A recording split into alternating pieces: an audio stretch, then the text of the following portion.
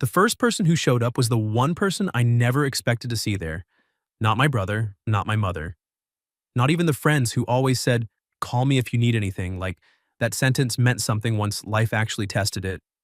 No, the first person who pushed through the oncology waiting room doors with rain on her coat and a paper bag in her hand was Sophie Hart. And somehow that made the diagnosis feel real. 3 hours earlier, I had still been trying to convince myself it was something fixable, a blood issue, a bad scan, a mistake. Instead, I sat in a pale blue chair while a doctor with kind eyes explained that the biopsy had confirmed Hodgkin lymphoma. I don't remember much after that, just one word: cancer. That was all my brain kept. Her name was Sophie, and until that morning, she had mostly been the person who argued with me better than anyone else. We worked in the same building, different offices, same floor, same break room, same terrible coffee machine that started half our conversations. She was a litigation assistant. I worked in consulting. We met because the vending machine ate my card and I hit it too hard. She watched me do it and said, "That feels emotionally excessive for a granola bar." I told her the machine had started it. She told me I had the conflict resolution skills of a raccoon. That should have annoyed me. Instead, I laughed. After that, we kept running into each other. Coffee, elevators, lunch breaks, small arguments that somehow turned into the best part of my day. Sophie was sharp, quick, and impossible to fool. She noticed things too easily, especially things about me. Which became a problem when I started feeling sick. Not normal tired, wrong tired. The kind that made stares feel personal. Then came the swollen lymph nodes, the fever that wouldn't settle, the nights waking up soaked and angry at my own body for acting strange. I kept brushing it off. Sophie didn't. One morning in the break room, she looked at me and said, "You look awful." That is a terrible way to begin a conversation.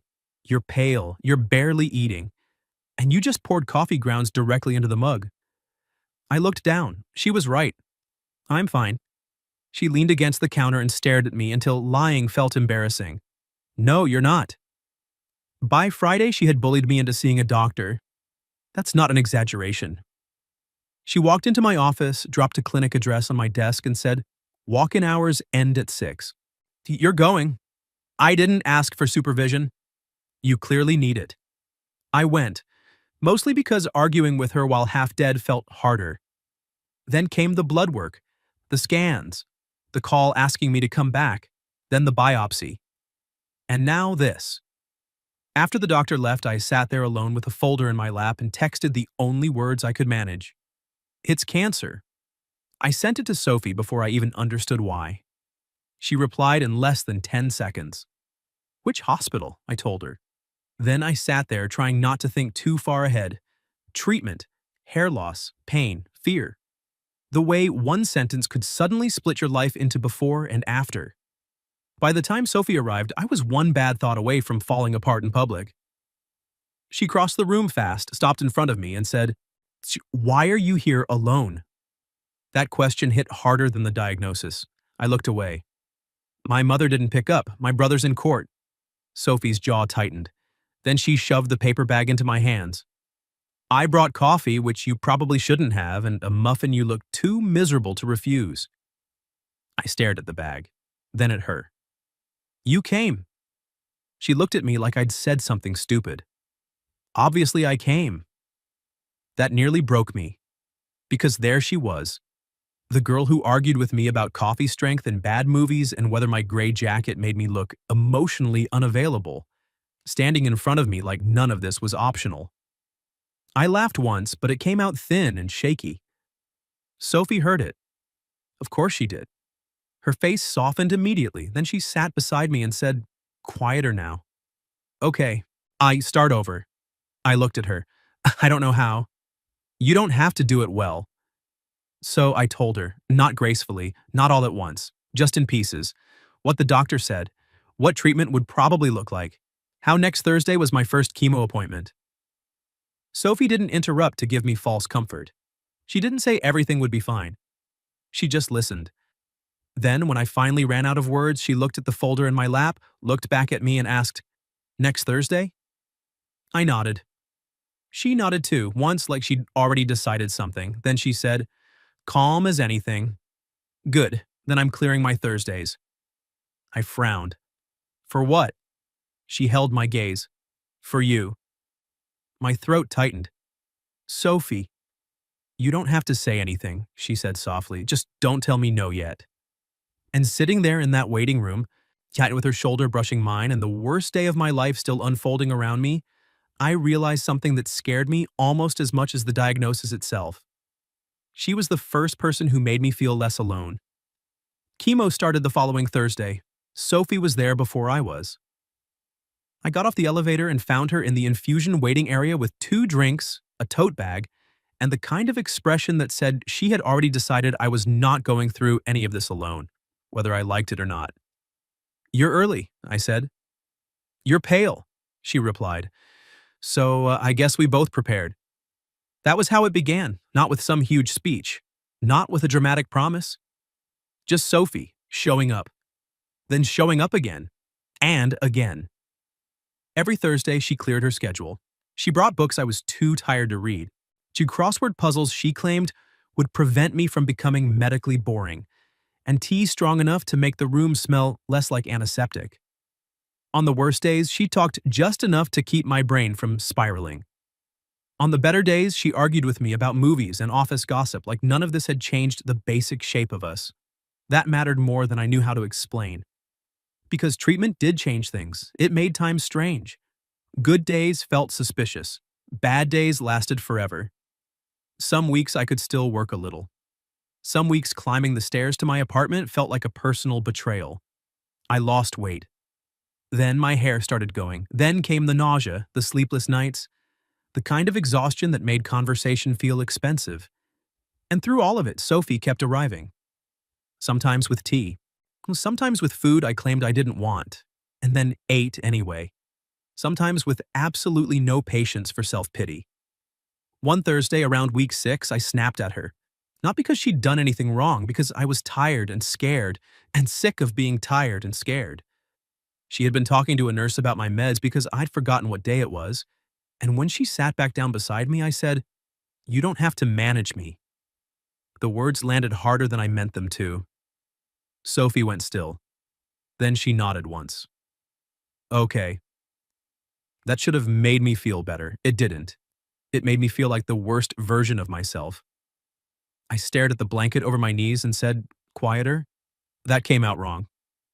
She looked at me for a second, then leaned back in the chair. Do you want to know something annoying? Not especially. I'm still going to tell you. That got the smallest smile out of me. She kept her voice low. I know you're angry at the situation. I'm just not letting you aim it at yourself and call that independence. I looked over at her. She was tired too. I could see it then. Tired in the eyes, tired around the edges, but still there. Still choosing this. Why? I asked. Sophie frowned. Why what? Why are you still here?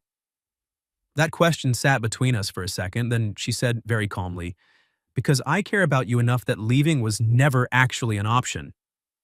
I swallowed. That sounds bigger than friendship. She held my gaze. It is. There it was. Simple. Clear. No performance around it. And maybe I should have said something beautiful back right then. But the truth was treatment had burned me down to the most honest parts of myself. So what came out was, I look terrible. Sophie's expression softened so fast it almost hurt. Then she said, "You look like someone surviving something hard." She reached over and touched my hand once lightly. That does not make you less you. I laughed, but it came out shaky. That was disgustingly nice. I'm having a weak moment. Don't get used to it. I turned my hand and held hers. That was the beginning. Not the diagnosis, not the chemo. That. The day I stopped trying to act like I could keep her at a safe distance from what I felt. After that, things got harder before they got better. There was one weekend with a fever high enough to buy me 2 nights in the hospital. Sophie showed up with a charger, clean clothes, and the exact yogurt the nurse said I might tolerate.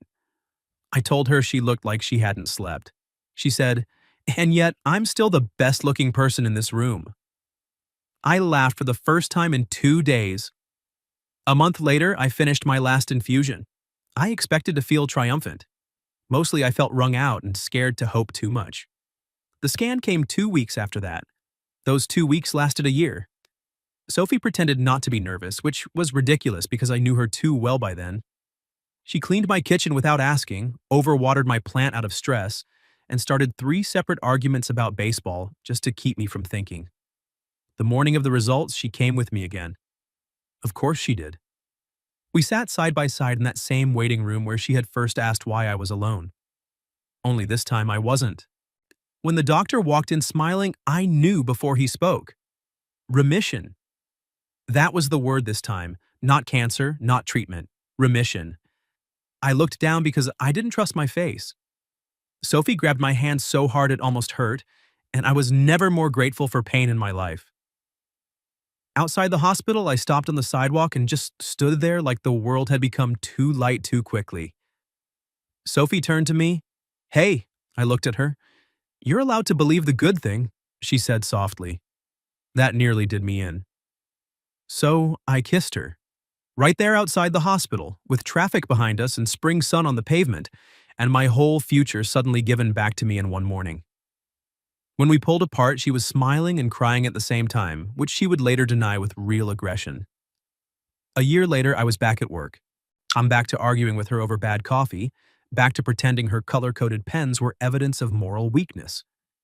The difference was that now I got to walk her home after, kiss her at her door, and know that the hardest year of my life had also given me the clearest thing I'd ever felt. I survived.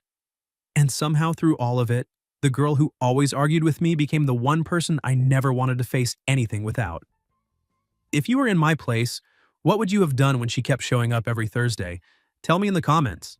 And if you like this story, leave a like, subscribe to the channel, and I'll see you in the next video.